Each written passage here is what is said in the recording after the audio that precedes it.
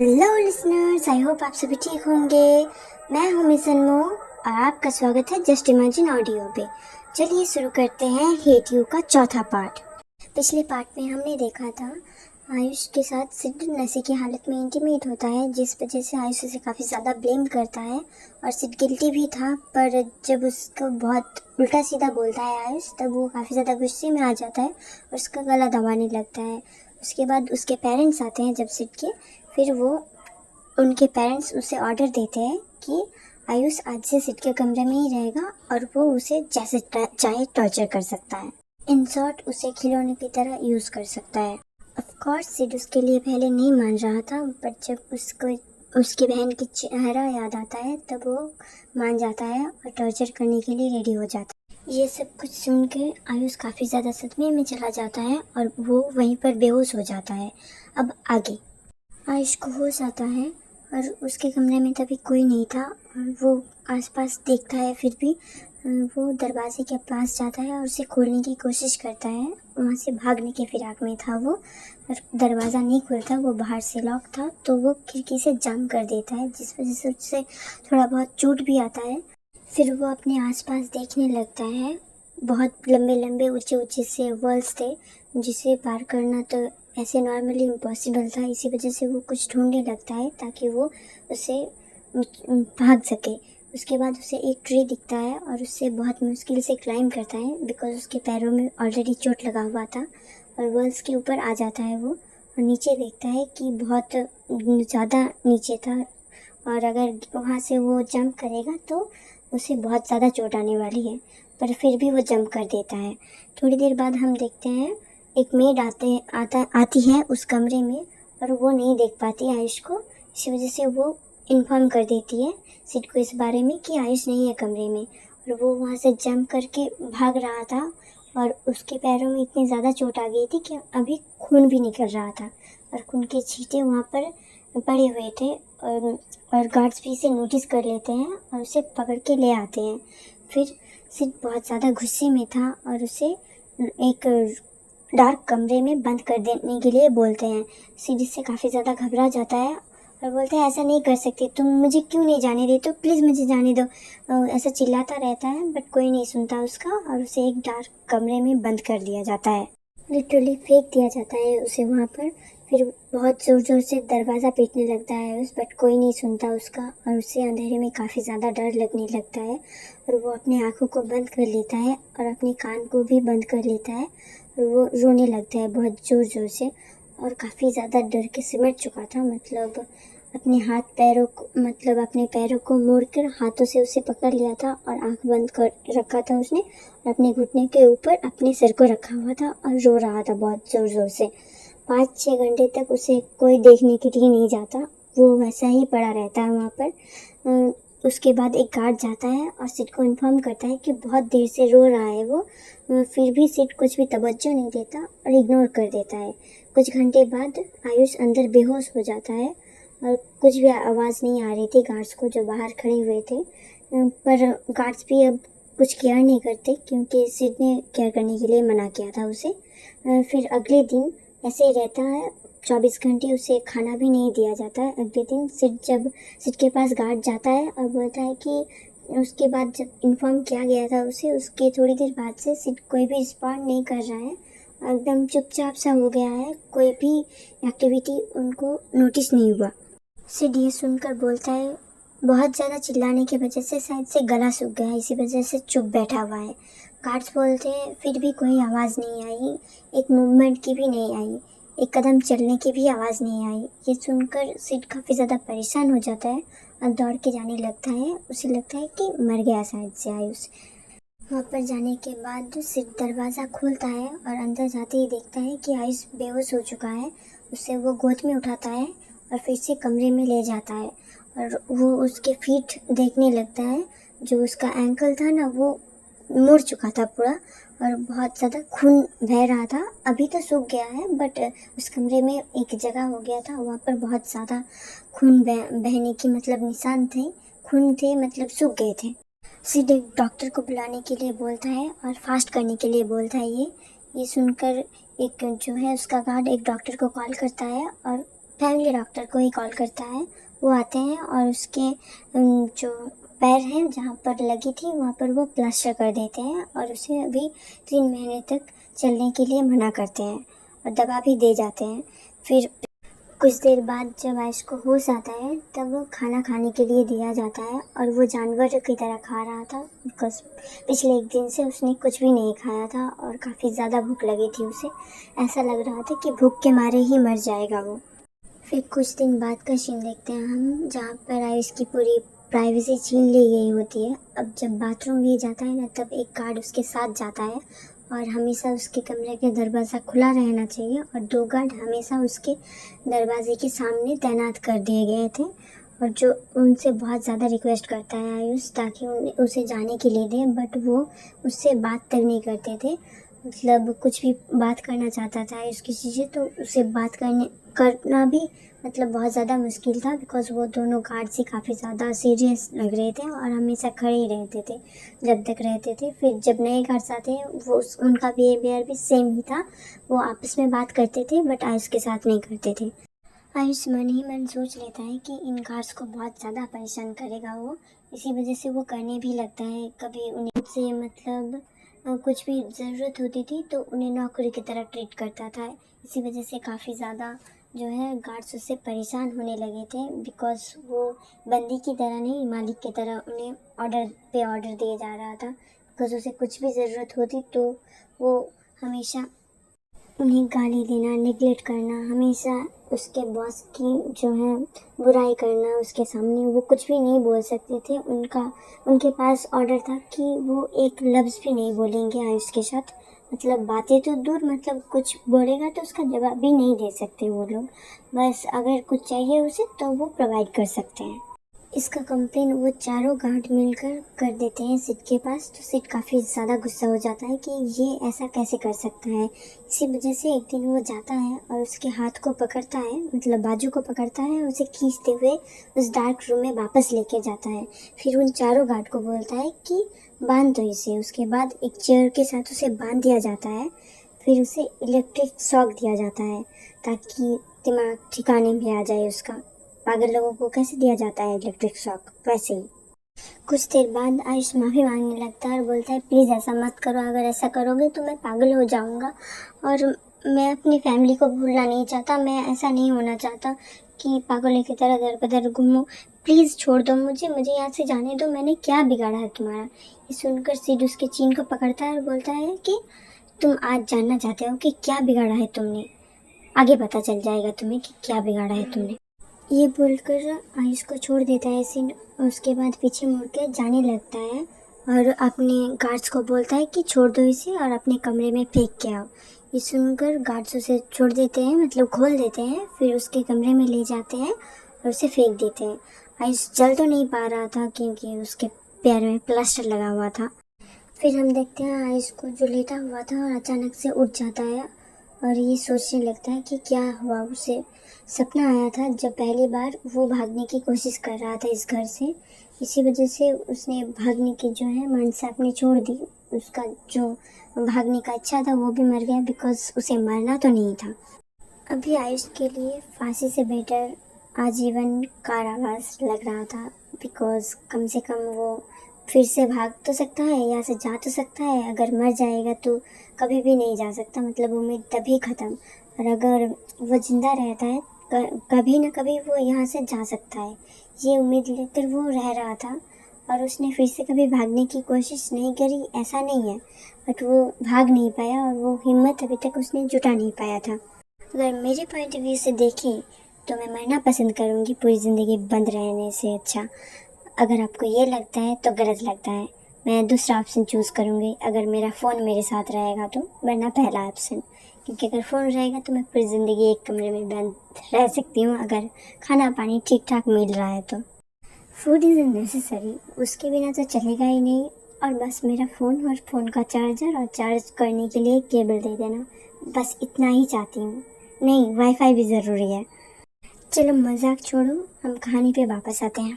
हम देखते हैं सिड अपने स्टडी में था और वहाँ पर वो काम कर रहा था पर वो काम में मन नहीं लगा पा रहा था और वो अपने सर पकड़ लेता है और सोचने लगता है, अगर आयुष सही कह रहा है कि उसने नहीं किया तो फिर किसने किया, और अगर आयुष ने नहीं किया तो हम उसे ऐसे सज़ा तो नहीं दे सकते, ये हम गलत कर रहे हैं उसके साथ। ये सोच सोच के उसका सर फटा जा रहा था। पर उसे ये भी याद है कि कृष्णा ने मरने से पहले आयुष का ही नाम सुना था उससे। नाम में थोड़ा सा कंफ्यूज हो रही हूँ, अगर मैं गलत बोल देती हूँ तो माफ़ कर देना। उसके दिमाग में बार बार वही चलने लगता है जो कुछ भी हुआ है, जो कृष्ण ने उसे बोला, उसके बाद आयुष के साथ उसने जो कुछ भी किया अभी तक, उसके बाद उसकी माँ ने क्या बोला, सब कुछ घूमने लगता है और वो खुद से सवाल करने लगता है कि हाँ मैं सही कर रहा हूँ, अगर मैं उसके साथ ऐसा करता हूँ तो क्या सही होगा। ये सोच सोच के उसका दिमाग फटा जा रहा था। फिर वो पानी पीने लगता है बहुत ज़्यादा, 2-3 गिलास पी लेता है, पूरा जग ख़त्म कर देता है। फिर एक सर्वेंट को बुलाने लगता है बहुत ज़ोर ज़ोर से। फिर एक सर्वेंट आती है और उसे पानी रिफ़िल करने के लिए बोलता है सिड। उसके बाद वो जग लेके चली जाती है, पानी लेके आती है और इतना पानी पिया था निकालेगा तो सही, इसी वजह से सिड बाथरूम चला जाता है। बाथरूम जाने के बाद भी उसके दिमाग में वही सब चल रहा था कि क्या हुआ कुछ दिनों में, और फिर उसे याद आने लगती है उस दिन रात को क्या हुआ। बहुत ही धुंधली सी यादें थी उसकी, बट फिर भी जो कुछ भी उसके और आयुष के बीच में हुआ है वो चीज़ याद करके उसे नीचे प्रॉब्लम होने लग जाती है। वो जो है खुद को शांत करने की कोशिश करता है और शावर लेने लगता है, कोल्ड शावर, जिससे थोड़ा बॉडी उसका ठंडा हो जाए, बट नहीं हो रहा था। इसी वजह से वो अपने कमरे में जाता है जहाँ पर आयुष था और वो उसके साथ फोर्सफुली इंटीमेट होने की कोशिश कर रहा था। और आयुष जो कि सो रहा था वो उठ जाता है अचानक से और वो सिड को धक्का देने लगता है अपने से दूर, क्योंकि उसे ये सब नहीं करना था और उसे पता है कि सिड उसके साथ क्या करने वाला है इस बार। वो नहीं कर पाता बिकॉज वो काफ़ी ज़्यादा कमज़ोर हो चुका था इन दिनों। जैसे वो रह रहा था हमेशा घर के काम या फिर टॉर्चर सहना, ये सब करते करते इंसान कमज़ोर हो ही जाता है। काफ़ी ज़्यादा कमज़ोर होने की वजह से कुछ ही टाइम के बाद आयुष पास आउट हो जाता है, जिस वजह से सिड अपना कंप्लीट नहीं कर पाता और वो काफ़ी ज़्यादा गुस्सा होने लगता है। फिर वो नहीं सोचता आयुष के बारे में और कंटिन्यू करने लगता है। फिर जब उसका हो जाता है तब वो उसके बगल में लेट जाता है और फिर से सोचने लगता है क्या मैंने सही किया मॉम के ऑर्डर को फॉलो करके, क्योंकि पता नहीं क्यों अंदर से बहुत ज़्यादा बुरा लग रहा है आयुष के लिए। फिर वो टाइम देखता है, काफ़ी रात हो चुकी थी और वो सोने की कोशिश करने लगता है। उसके बाद फिर उसको नींद नहीं आती तो वो आयुष को हक करके सो जाता है। अगले दिन सुबह सुबह उसकी नींद खुलती है। आयुष तभी भी सोया हुआ था, एक्चुअली बोले तो बेहोश था वो। सिड है और नहाने के लिए चला जाता है। नहा कर आने के बाद वो किसी को कॉल करता है और बोलता है कि 6 साल पहले जो कुछ भी हुआ था उसकी बहन के साथ, उसके बारे में इन्वेस्टिगेशन करे अच्छे से, क्योंकि उस वक्त उसने किसी भी तरीके की इन्वेस्टिगेशन नहीं करी थी। डायरेक्ट आयुष को दोषी करार दिया था और उसे सज़ा देने के लिए ढूंढने लग गया था।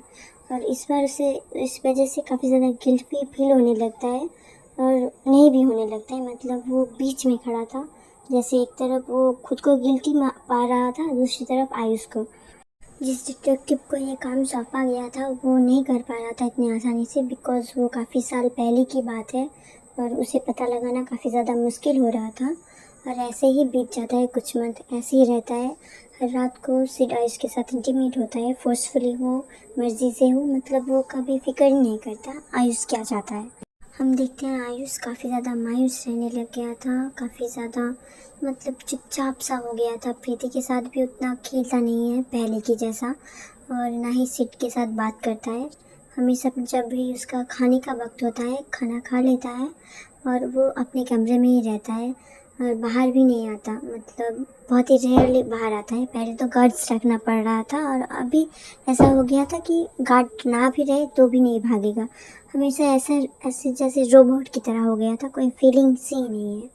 और वो हमेशा जब कमरे में होता था काफ़ी ज़्यादा रोता रहता था और क्रिस को याद करता रहता था और हमेशा मन ही मन बोलता था, उसे सॉरी बोलता था कि सॉरी क्रिस, मैं नहीं बचा पा रहा हूँ इस दरिंदे से खुद को, पता नहीं क्यों कर रहा है ये मेरे साथ ऐसा, और कह रहा है कि मैंने किसी को मार डाला, मैं किसी के साथ कैसे कर सकता हूँ। उसके पास एक कृष्णा की फ़ोटो थी, कृष्णा और उसकी बेटी, और वो जब छोटे थे, जब पैदा हुई थी तब की एक फ़ोटो थी, और वो कृष्णा की उस फ़ोटो को देखते हुए काफ़ी ज़्यादा रोता रहता है और उसे ऐसा लगता, मतलब हेलुसिनेशन भी होने लग गया था कि कृष्णा उसके पास है और उसे कंसोल करती है। जब वो काफ़ी ज़्यादा रोता है तब उसके पास कृष्णा आती है और उसके आंसू को पोंछ के बोलती है कि तुम रो क्यों रहे हो, गलत तो वो तुम्हारे साथ कर रहा है, तुम कुछ गलत नहीं कर रहे हो, तुम कब ढूंढने आओगे हमें, हम बहुत ही ज़्यादा दर्द में हैं। ऐसा बोलकर गायब हो जाती है। जो कृष्णा की इमेजिनेशन थी, मतलब आयुष की इमेजिनेशन में कृष्णा थी। फिर वो उसकी तरफ हाथ बढ़ाने लगता है और बोलता है क्यों नहीं ढूंढ पा रहा हूँ, मैं नकारा हूँ, मैं एक निकम्मा नकारा इंसान हूँ जो अपनी फैमिली का केयर नहीं कर सकता, मैं नामर्द हूँ सर, इसी वजह से मेरे साथ ऐसा हो रहा है, मैं मैन कहलाने के लायक नहीं हूँ। ये बोलकर वो काफ़ी ज़्यादा रोने लगता है। फिर जो वो बेड के साइड पे बैठा हुआ था नीचे, उसके बाद वो उठ जाता है और बेड पे लेट जाता है और रोते रोते सो जाता है। इससे उसकी रूटीन हो गई थी कि सुबह उठो, उसके बाद खाना खाओ, फिर कृष्णा को ऐसे इमेजिन करो, फिर सो जाओ, फिर खाना खाओ, ऐसे ही साइकिल चलता रहता है दिन को, और रात में सिड के साथ इंटीमेट हो, और उसको कुछ भी फीलिंग्स नहीं आते थे उसके लिए। आयुष इसी उम्मीद में ज़िंदा था कि वो कभी यहाँ से निकल जाएगा, फिर अपने बच्चे को और अपनी वाइफ को ढूंढेगा और उनके साथ रहेगा। उसको अभी तक ये पता ही नहीं था, मतलब हिंट भी नहीं था उसके पास कि कृष्णा मर चुके हैं और उसी का बदला उससे लिया जा रहा है। मतलब 1% भी आइडिया नहीं था इस बारे में। प्रीति और उसके ग्रैंड पेरेंट्स कहीं और घूमने के लिए गए हुए थे और सिड और आयुषी उनके घर के अकेले थे, और मेट्स तो थे ही, और जो सिड था वो काम के लिए सुबह से शाम तक बाहर रहता था और ना ही कोई बात करता था आयुष से, ना ही आयुष किसी से बात करता था। जब भी कमरे में होता था वो कृष्णा को इमेजिन करने लग जाता था और उसी के साथ बातें करता रहता था। गार्ड्स ने कभी भी ये चीज़ नोटिस नहीं किया था, बट एक दिन एक मेड जाती है और वो नोटिस करती है कि जो आयुष है वो किसी लड़की के साथ इमेजिनेशन में ही बातें करने लग रहा है। मतलब उसे लगता है कि किसी भूत के साथ वो बातें कर रहा है। ये सोचकर वो काफ़ी ज़्यादा डर जाती है और वहाँ से निकल जाती है उस कमरे से। फिर जब शाम को सिड आता है तब इस बारे में वो सब कुछ बता देती है सिड को, और सिड भी काफ़ी ज़्यादा परेशान हो जाता है कि ये किसके साथ बातें करता है, कोई भूत तो नहीं होगा, तो ये नाटक करता है क्या। और वो उसे और भी जो है आयुष के बारे में पूछने लगता है कि उसकी बिहेवियर ऐसे कैसे है। तो सारे जो मेट्स थे वो बोलते हैं कि वो किसी के साथ बात नहीं करता, वो हमेशा जो है खाना खाता है, फिर कमरे में चला जाता है और खाने के वक्त ही बाहर आता है, और कोई ज़रूरत के बिना तो एक बात भी नहीं करता। अगर खाना कम भी पड़ जाए तो भी कुछ नहीं बोलता, बस जितना दो खा के चला जाता है। और एक बात, मतलब उनकी आवाज़ जो है वो मेड ने सुनी ही नहीं थी, ये सुन कुछ महीनों से। ये सुनकर सिड जाता है आयुष के पास और वो देखने लगता है कि आयुष एक जो है छोटी सी पिक्चर को वो अपने हाथों में लेकर बातें कर रहा था उसके साथ। ये देखकर उसे लगता है कि आयुष नाटक कर रहा है और फिर उसके पास जाने लगता है, और पैरों की आवाज़ सुनकर आयुष उस फोटो को रख देता है। सिड को ये चीज़ रियलाइज़ नहीं हुई थी कि उसके पास कोई फ़ोटो है। फिर ऐसे ही कुछ नोटिस करने लगता है सिड आयुष को। मतलब पहले तो ऐसा नहीं था, बस काम करता था, रहता था ऐसे, कोई बात नहीं करता था। सिड भी आयुष के साथ और कोई भी बात नहीं करता था, मतलब ये चीज़ नॉर्मली चल रही थी। बट सिड अब नोटिस करने लग गया था और वो कैमरे से हमेशा चेक करता था आयुष को। और उसने अपने कमरे में भी एक कैमरा लगा रखा था, और ये बात जब आयुष को भनक लगती है कि सिड उसे नोटिस कर रहा है, तो वो पिक्चर वो जो है बेड के नीचे रखता था और उसे निकालना वो बंद कर दिया था। बस ऐसे ही कभी कभी कृष्णा उसकी इमेजिनेशन में आती है तो उससे बातें करता है और उसका नाम कभी भी नहीं लेता वो। एक दिन वैसे ही खाना खाकर वो आ रहा था आयुष अपने कमरे में, तभी उसे नोटिस होता है वही कमरा जहाँ पर क्रिस के सारे फ़ोटोज़ वगैरह रखा हुआ था।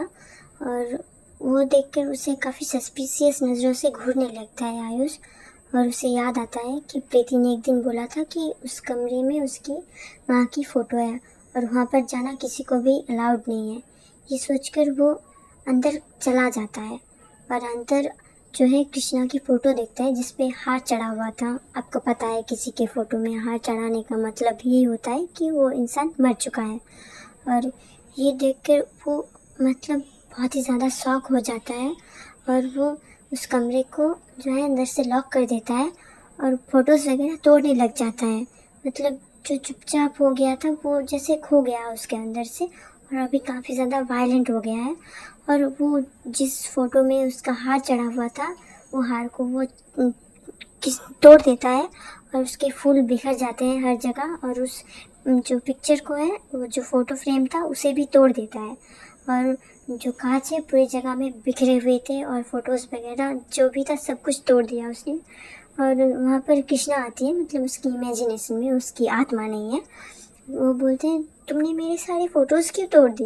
ये सुनकर आयुष बोलता है तुमने नहीं देखा क्या, उस पर हार चढ़ाया हुआ था और तुम तो ज़िंदा हो ना, तो तुम पर क्यों हार चढ़ेगा। नहीं चढ़ेगा, वो गलत है, ये फ़ोटोज़ नहीं है तुम्हारे, ये किसी और के हैं। कृष्णा बोलते हैं नहीं, ये मैं ही हूँ और ये ना जिसका मरने का जिम्मेदार तुम्हें मानते हैं वो मैं ही हूँ।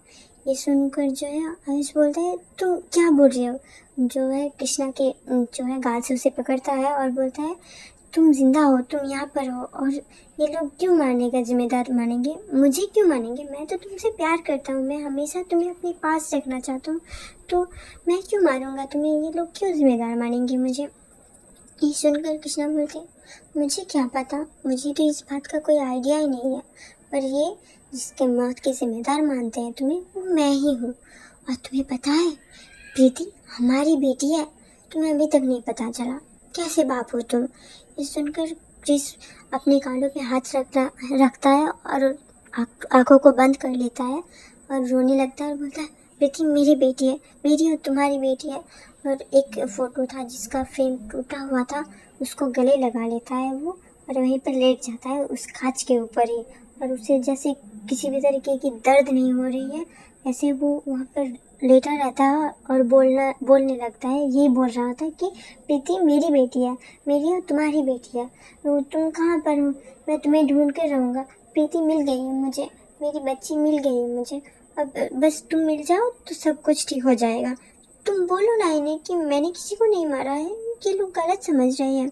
आयुष को काफ़ी ज़्यादा ब्लीडिंग हो रही थी और उसे बार बार कृष्णा की आवाज़ में यही सुनाई दे रहा है कि मैं मर गई हूँ, तुम मुझे ढूंढने मत आना, मैं मर चुकी हूँ तुम्हारी वजह से।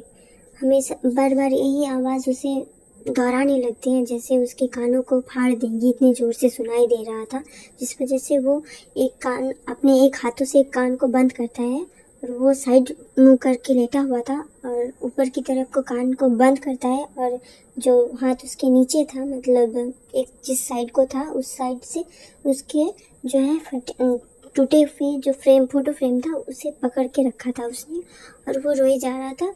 नहीं ऐसा नहीं है, ऐसा नहीं है, तुम गलत जानती हो कृष्णा, मैं ढूंढ लूँगा तुम्हें, अभी आता हूँ, मैं आ रहा हूँ ना, तुम्हें कुछ नहीं होगा, तुम नहीं मरी हो, मैं आ रहा हूँ तुम्हारे पास। ये बोलकर वो जो है उठ जाता है और सारी आवाज़ें बंद हो जाती है और वो बोलता है कि मर गई हो तुम, आवाज़ क्यों नहीं आ रही, अभी तक तो तुम्हारी आवाज़ आ रही थी, क्या सच बोल रही थी तुम। ये बार बार पूछने लगता है, बहुत ज़ोर ज़ोर से चिल्लाने लगता है, क्या सच बोल रही हो तुम। ये सुनकर मेड्स भी बाहर आ जाते हैं और बाहर से बहुत ज़्यादा ज़ोर ज़ोर से आवाज़ें करने लगते हैं, मतलब दरवाज़ा ठोकने लगते हैं। बट आयुष को जैसे कुछ और सुनाई नहीं दे रहा और वो ज़ोर ज़ोर से चिल्ला रहा था कि नहीं तुम जिंदा हो, तुम नहीं मरी हो और अगर तुम मर गई हो तो मैं भी आ रहा हूँ तुम्हारे पास। ये बोलकर वो जो कांच थे उनमें से एक कांच को उठाता है और अपनी गर्दन में घोंप लेता है। ओके गाइस, आज मैं यहीं पर ख़त्म करती हूँ। Thank you for watching, bye bye.